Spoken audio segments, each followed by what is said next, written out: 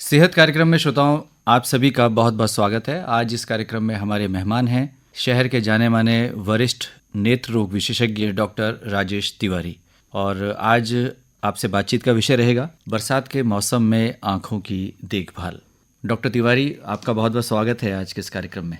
धन्यवाद अनिल जी। डॉक्टर तिवारी, इस मौसम में खासकर बरसात के मौसम में ऐसा क्या विशेष परिवर्तन होता है कि हमें आंखों की विशेष देखभाल रखने की आवश्यकता होती है? विभिन्न प्रकार के ऋतुओं में विभिन्न प्रकार के परिवर्तन वातावरण में आया करते हैं। बरसात की ऋतु में दो परिवर्तन आते हैं। एक, नमी बढ़ जाती है, हमारे वातावरण में नमी बढ़ जाती है। और दूसरा परिवर्तन ये कि तापमान भी बढ़ जाता है। और ये दोनों परिवर्तन कीटाणुओं के वृद्धि को एक प्रकार से समर्थित करते हैं, ये फेवर करते हैं, अनुकूल वातावरण तैयार करते हैं कीटाणुओं के विकास के लिए, उनकी वृद्धि के लिए, उनकी संख्या में वृद्धि के लिए। यानी जो वातावरण होता है वो अनुकूल हो जाता है संक्रमण के लिए। जी, एक तो मैंने बताया कि उनकी संख्या बढ़ जाती है। दूसरी चीज, ऐसे वातावरण में कीटाणुओं की मारक क्षमता में भी वृद्धि हो जाती है। तो क्या ये कीटाणु पहले से ही हमारी आंख के भीतर मौजूद रहते हैं? आंख के भीतर तो इनकी मात्रा कम होती है, किंतु हमारी त्वचा पर, चमड़ी पर अच्छी खासी मात्रा में ये उपस्थित रहते हैं। किंतु उपस्थित रहते हुए भी कोई संक्रमण नहीं करते हैं। जब इनकी संक्रमण की क्षमता बढ़ती है, इनकी संख्या बढ़ती है और वातावरण के कारण से अनुकूलता विभिन्न प्रकार से हो जाती है संक्रमण करने के लिए, तब ये वही कीटाणु जो शांत पड़े रहते हैं, अब ये आक्रामक हो जाते हैं और संक्रमण कर देते हैं। तो जो बरसात का मौसम है, आमतौर पर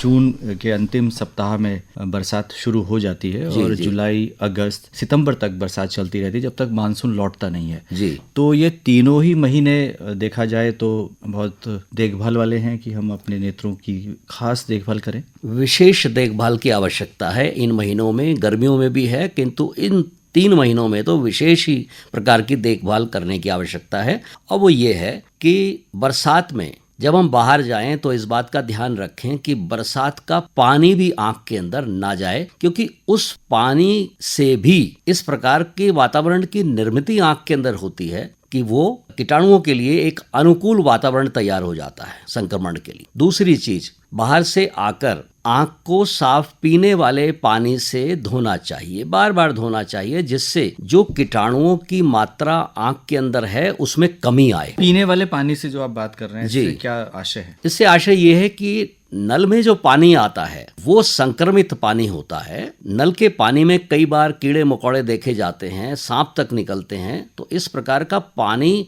आंख को शुद्ध नहीं करेगा, आंख का स्वच्छीकरण नहीं करेगा, वरन आंख में संक्रमण पैदा करने के लिए उपयुक्त वातावरण की निर्मित करेगा। तो हम आरओ के पानी से आप बात करें, लेकिन यदि हम सामान्य जन की बात करें तो वो किस तरह का पानी? सामान्य जन को चाहिए कि पानी कुछ उबाल कर रखें और उबला हुआ पानी ही पिएं और उबले हुए पानी से ही आंख को धोएं, जिससे ना पेट में किसी प्रकार का संक्रमण हो, न ही आंख में संक्रमण। डॉक्टर तिवारी, अब हम आपसे जानना चाहेंगे कि किस प्रकार का संक्रमण, कितने प्रकार का संक्रमण आमतौर पर इस मौसम में देखने को मिलता है?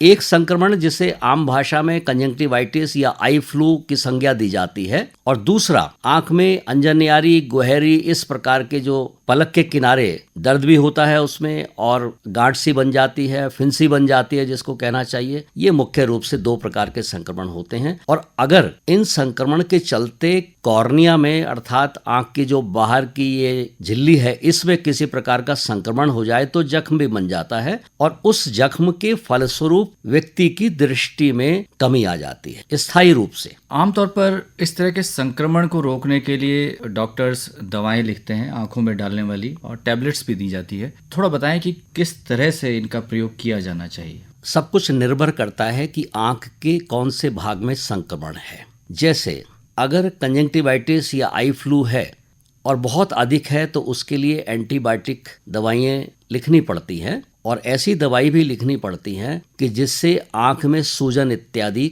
कम हो जाए या बिल्कुल समाप्त हो जाए। और तीसरी, आई ड्रॉप्स जो हम लिखते हैं, उसका उद्देश्य ये होता है कि सीधा सीधा कीटाणुओं के ऊपर जाकर उनका प्रभाव पड़ेगा और कीटाणुओं की मृत्यु हो जाएगी या उनकी संख्या में अपेक्षित कमी हो जाएगी। और दूसरा, जैसे अंजनियारी है, अंजनियारी जब निकल आती है या गुहरी भी इसको कहते हैं, तो इसमें भी एंटीबायोटिक दवाइयों की बड़ी ही महत्वपूर्ण भूमिका है। एंटीबायोटिक दवाइयाँ 4 से 5 दिन लेना आवश्यक हो जाता है। डॉक्टर तिवारी, आम तौर पर हम देखते हैं कि आँख में या कान में कोई समस्या हुई, हमने केमिस्ट की दुकान में गए और वहाँ से कोई दवा ले ली, तो ये कितना घातक हो सकता है? बड़ा सुंदर प्रश्न है आपका। भारतवर्ष में एक बहुत बड़ी समस्या है कि हर व्यक्ति ही अपने को चिकित्सक समझता है और रोगी ये भी समझते हैं कि क्योंकि केमिस्ट सभी रोगियों को दवाई दे रहे हैं तो संभवतः उनका ज्ञान भी चिकित्सक के बराबर है। इसमें कोई संशय नहीं है कि केमिस्ट को पर्चा देखकर दवाई देनी है, इसलिए थोड़ा बहुत ज्ञान हो सकता है, लेकिन नीम हकीम खतराए जान ये भी कहावत है, क्योंकि चिकित्सक ने उस व्यक्ति के नेत्रों का परीक्षण किया है ठीक प्रकार से और उसके आधार पर कोई औषधि लिखी है। इसलिए केमिस्ट से जाकर दवाई ले लेना, अपना उपचार कराना, ये किसी भी स्थिति में तर्कसंगत नहीं है, वैज्ञानिक नहीं है और घातक है रोगी के लिए। डॉक्टर तिवारी, कई बार हम काफ़ी पुरानी दवाइयों का भी इस्तेमाल कर देते हैं कि 6 महीने पुरानी या 9 महीने पुरानी दवा रखी है घर में, चलिए उसी को इस्तेमाल कर लें। अगर दवाई खुली हुई रखी है तो इस बात की भी संभावना है कि उस दवाई में ही फफूंदी लग गई हो और फिर एक नए प्रकार का संक्रमण जो कि पहले व्यक्ति को नहीं था वो भी उसमें हो जाएगा और स्थिति और भी ज़्यादा दुरूह हो जाती है चिकित्सा की दृष्टि से। डॉक्टर तिवारी, आम तौर पर जो ऑपरेशंस हैं उसके लिए एक धारणा बनी है कि सर्दियों के मौसम में ऑपरेशंस बहुत अच्छे होते हैं। क्या आँख के ऑपरेशन, खास तौर पर मोतियाबिंद के ऑपरेशन इस मौसम में कराए जाने चाहिए? ये भी बहुत तर्कसंगत और वैज्ञानिक प्रश्न है, बहुत अच्छा प्रश्न है। आज के समय में जबकि बहुत ही अच्छी एंटीबायोटिक दवाइयाँ उपलब्ध हैं, तो जन सामान्य में यदि ऑपरेशन मोतियाबिंद के किए जाएं इस मौसम में तो कोई हानि नहीं होगी, किंतु यदि किसी को पहले से ही कुछ संक्रमण आंख में विद्यमान है, उस अवस्था में मोतियाबिंद का ऑपरेशन नहीं किया जाना चाहिए। या संक्रमण बहुत ही बड़े स्तर पर फैला हुआ है, जिसको एपिडेमिक कह देते हैं, पेंडेमिक कह देते हैं, जैसे कि कोरोना आया था कि घर घर में कोरोना का संक्रमण था। यदि इस प्रकार का आंख का भी संक्रमण फैला हुआ है जिसमें पूरे नगर, गांव, प्रदेश, देश या अंतर्राष्ट्रीय स्तर पर संक्रमण फैला हुआ है, ऐसे आंख में भी होता है, उस स्थिति में रोगी को चाहिए कि अपना नेत्र का ऑपरेशन, मोतियाबिंद इत्यादि ऑपरेशन ना करवाए और चिकित्सक को भी चाहिए कि ऐसी परिस्थितियों में किसी प्रकार का कोई रिस्क न ले। डॉक्टर राजेश तिवारी, अब बात करते हैं कि संक्रमण से कैसे बचा जा सकता है, रोकथाम के क्या उपाय होने चाहिए? जी, ये बहुत ही महत्वपूर्ण है, क्योंकि चिकित्सा कराने से अच्छा है कि रोकथाम की जाए। रोकथाम के लिए सफाई सबसे उत्तम चीज है। किसी ने कहा भी है कि 100 रोगों की एक दवाई, सफाई सफाई सफाई। एक तो मुंह हाथ धोने चाहिए, तो स्वच्छ जल से अपने मुंह हाथ धोने चाहिए। आंखों को भी स्वच्छ जल से धोना चाहिए। आंख के अंदर जो छींटे मारे जाते हैं तो उसमें नलके के पानी से नहीं धोना चाहिए। पीने वाले स्वच्छ जल से आंखों की सफाई करनी चाहिए और चेहरे की सफाई भी स्वच्छ जल से ही की जानी चाहिए। और अगर नलके में फिल्टर लगा दिया जाए तो फिल्टर भी आजकल उपलब्ध है, उन फिल्टर से भी जो पानी आएगा तो वो स्वच्छ जल होगा, उससे फिर आप अपनी आंख साफ कर सकते हैं। दूसरी चीज, अगर बरसात में बाहर गए हैं, भीग गए हैं, आंख में पानी की बूंदें अवश्य गई होंगी, तो घर लौटने के बाद फिर स्वच्छ जल से अपनी आंखों को साफ करना चाहिए। डॉक्टर राजेश तिवारी, अब हमारा जो स्क्रीन टाइम है वो बढ़ गया है और उसका प्रभाव बच्चों की जो दृष्टि है उस पर पड़ रहा है। चाहे युवा हो चाहे बुजुर्ग हो, सभी किसी न किसी गैजेट में लगे हुए हैं, तो इस बारे में क्या कहना चाहेंगे आप? स्क्रीन टाइम निश्चित रूप से बढ़ गया है और यदि प्रकृति के हिसाब से देखा जाए तो ये स्क्रीन पर बैठना कोई नैसर्गिक प्रक्रिया नहीं है। तो प्रकृति के नियमों का उल्लंघन करते हुए हम स्क्रीन पर बैठे हुए हैं, चाहे हमारी व्यवस्था है या हम ये कहें कि हमें अच्छा लगता है, अपने मनोरंजन के लिए बैठे हुए हैं। एक तो 20-20-20 का नियम कहा जाता है, 20-20-20 का नियम। जब हम लैपटॉप पर या कंप्यूटर पर बैठे हुए हैं या मोबाइल पर भी अपना कुछ कार्य कर रहे हैं, तो 20 मिनट के बाद, हर 20 मिनट के बाद 20 सेकंड के लिए और 20 फुट की दूरी पर हमें 20 सेकंड के लिए अपनी नेत्रों से वहां पर देखना चाहिए। यदि हम 20 सेकंड के लिए इस तरह से देखते हैं तो नेत्र हमारे शिथिल हो जाएंगे और लगातार जो हमारी तरंगों का प्रभाव आंखों पर पड़ रहा है उसमें भी कमी आएगी। और दूसरी बात ये कि दिन में 4-5 बार 6 बार अपने कार्य का जो समय है उसके आधार पर आर्टिफिशियल टीयर्स जो उपलब्ध हैं वो डालनी चाहिए, क्योंकि इसमें ड्राइनेस, शुष्कता आंख में आ जाती है स्क्रीन का अधिक मात्रा में सेवन करने से। तो उसको रोकने के लिए भी, ताकि आपकी आंख में कोई दर्द ना हो, कोई किसी प्रकार की कोई चुभन ना हो, क्योंकि आंख में जब शुष्कता आएगी तो ये सब लक्षण भी आएंगे।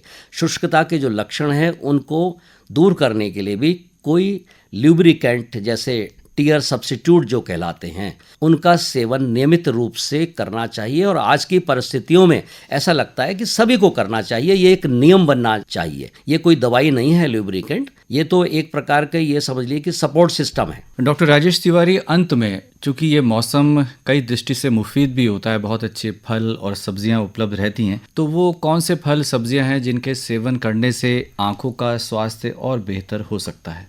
जी, एक फल में एक प्रकार का कोई पोषक तत्व अधिक मात्रा में है, दूसरे फल में या सब्जियों में दूसरी प्रकार का अधिक है। इसलिए मैं कहूँगा कि सभी प्रकार के फल और सब्जियों का सेवन प्रचुर मात्रा में यदि किया जाए तो उससे भी हमारी रोग की प्रतिरोधक क्षमता बढ़ती है। कोरोना काल में भी ये देखने में आया कि जिन लोगों की प्रतिरोधक क्षमता अच्छी थी उनको कोरोना का संक्रमण नहीं हुआ। तो शरीर में किसी भी प्रकार के संक्रमण से बचने के लिए हमारे पौष्टिक आहार बहुत ही महत्वपूर्ण भूमिका अदा करते हैं। तो अंत में क्या कहना चाहेंगे हमारे श्रोताओं से? संदेश आजकल के मौसम को देखते हुए ये होना चाहिए कि श्रीमद् भगवद गीता में आहार विहार के संबंध में आता है कि युक्त आहार विहारस्य युक्त चेष्टस्य कर्मसु युक्त स्वप्नावबोधस्य योगो भवति दुःखः।